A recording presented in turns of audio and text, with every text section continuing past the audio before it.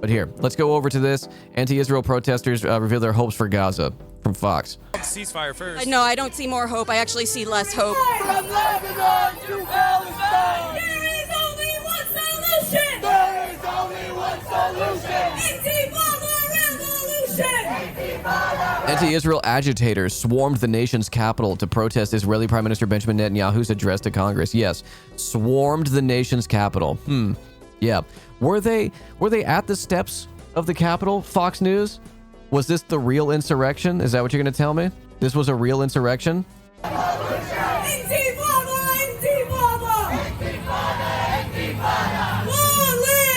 Wait, I saw that Luffy hat. Wait, where? Less hope. From Lebanon to Oh, yep, he's wearing it. Yep, there it is. Bingo. I would like to see a two-state solution. Israel right now has to stop completely the bombing and killing of civilians in Gaza. Israel should do whatever they want to do. It's their territory, it's their area. Stop. Oh, thanks, man. Thanks. Genocide, stop the fight, stop the war, stop bombing, stop killing people. The only solution will be a peaceful dismantlement of the state of Israel. Israel needs to withdraw all troops from Palestine and end the occupation of Gaza and the West Bank. Ceasefire now. We want the people of Israel. I love when I see white boys saying Gaza. I love when I see white boys hitting it with the Gaza. To stand up against the injustice. I want Israel to deoccupy. I want them to decolonize and leave. I do believe that it is okay for Jewish people to have their own state, but I don't think it should be at the cost of tens of thousands of lives. I would like a one state. I'm part of the One Democratic State Initiative. We believe that everyone has the right to live in dignity in a fair and free society. Everyone should have equal voting rights. Everyone should have equal access to water, equal access to roads. Should never be walls. 100%. I will never tell these people that they're not, motivated by the correct, sentiment or like morals or ethics, especially if they're directly affected by it. I do think that when we're talking about one state, always start the sentence with, it's already a one state. It's already one state. Apartheid state. Land back, reparations, equal rights, democracy, pluralism, secularism. Do that. That's what I want. And no one should be punished for the crimes of their ancestors. I want them to get the hell out of Gaza, the hell out of the West Bank, and to stop all kind of apartheid against the Palestinian people. Israel needs to have a two-state solution. Palestinians need to have their own right to freedom and their own rights, their own land, where they have their own protections. They cannot be under this occupation, this apartheid state anymore. The globe is united that this is an apartheid state that Israel is conducting, and they have to come to a two-state solution immediately. The government needs to comply, and because this is the only good thing for them. And if they don't, the destruction is at the end. Just like any empire, you can only win so much with weapons, and then you will crumble. If you don't know history, then it's going to bound to repeat. We want justice, you say how? Who is the chatter? I'm sorry, I forget. There's so many chatters that are doing like incredible stuff with like their education and their activism. Who is our chatter that is studying queerness in Jewish history? That's you? Okay, so as someone who is studying this, I want to get your perspective on this. Where is the two-state versus one state in conversations with like your colleagues and your peers? Depends on where you're at. My school was very pro-Israel, but I have anti-Zionist friends and colleagues who are pro-single secular state. Okay.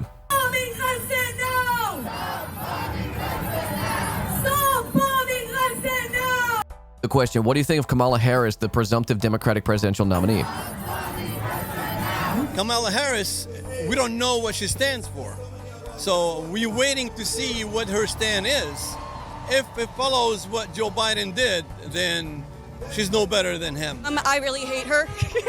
I am both pro-life and pro-Palestine, and she is against both of those things. So to me, she's just into a double genocide. And she is not who I would like Wait, what? Her. I am both pro-life and pro-Palestine. Huh? I mean, let it not be said that this is not a diverse coalition. If they're protesting against genocide from a pro-life position, I guess I'll take it. We can hash out the anti-abortion shit later, but goddamn.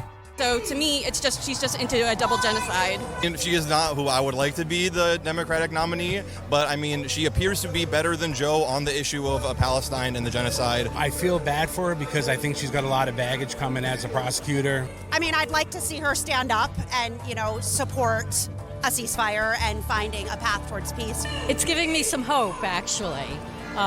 Politics, they're just so crazy now, and I do think that Joe Biden Yeah, she kind of is doing double genocide.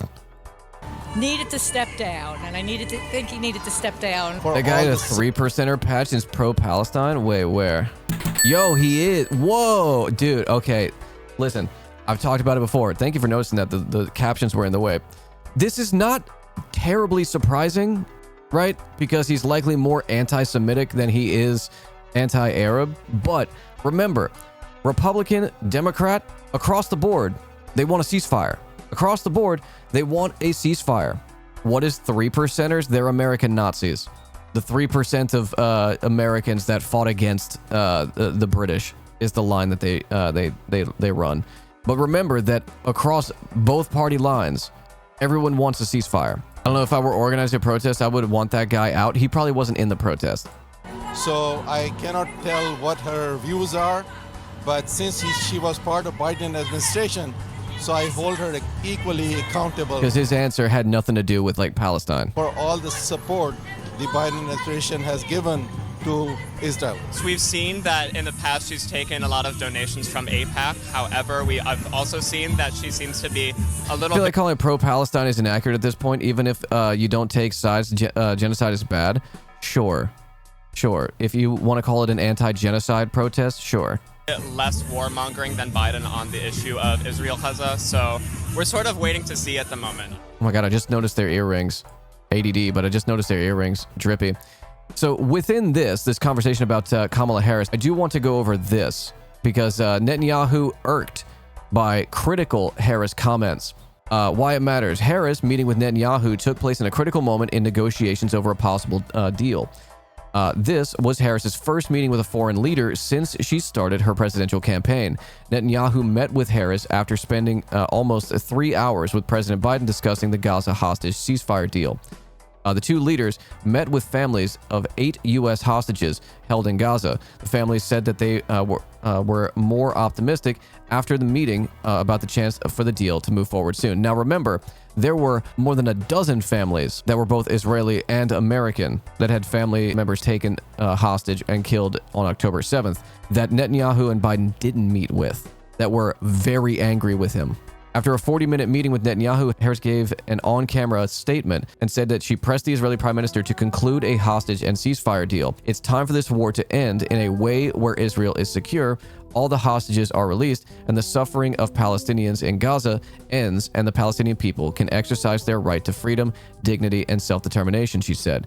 It is time to get this deal done. Let's get this deal done so that we can get a ceasefire to end the war. Let's bring the hostages home, and let's provide the much-needed relief to the Palestinian people.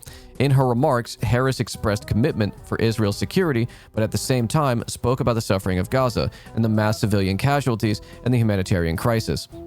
Two Israeli officials said Netanyahu's meeting with Biden was much more constructive than his meeting with Harris, but stressed that the meeting with the vice president wasn't tense or difficult. Here's the thing we all know. Benjamin Netanyahu wants Harris to lose. One, because she's signaling a more, hardline approach, not to the degree that any of us would want. Okay, let's be clear. But a stronger position than Joe Biden. You would be hard-pressed to find a U.S. president that is more supportive of Israel than Joe Biden, even someone like Donald Trump. Now, why do I say that? Will Donald Trump be worse for Palestine? Absolutely. But Joe Biden and his State Department spokespersons, his officials, his press secretary, they have been better at positioning themselves defensively than a Donald Trump administration will. Y'all remember Sean Spicer. Y'all remember Haley McEnany, or Kayleigh McEnany, whatever her name is. Y'all remember how much of a clusterfuck that administration was. Donald Trump's volatility would not be good for Israel or America considering that Israel is now a pariah state and America's geopolitical standing has been marred by its very, very strict support of Israel. The flailing that the Donald Trump administration, too, would engage in would not be good for either of them.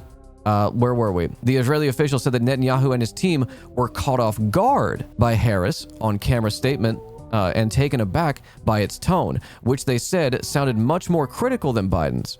Harris' statement after the meeting was much more critical than what she told Netanyahu in the meeting, one Israeli official claimed. The Israeli official said that Netanyahu was upset about the fact that Harris spoke about the hostage and ceasefire deal as an end to the war, while Israel maintains its position that it will be able to resume the fighting after the deal is implemented. This is very important because I can't tell you with certainty or confidence that Kamala Harris would not tolerate the Israeli government saying, oh, we want a ceasefire deal, it's on Hamas. Hamas accepts that ceasefire, and then they go, oh, well, Hamas hasn't accepted it yet. Oh, they're trying to change the terms. I'm not going to tell you that Kamala Harris is not going to tolerate that, but that is at least what they are signaling. And that is making Israeli officials and Israelis on Telegram lose their fucking minds. I had not seen those words used in a hot minute.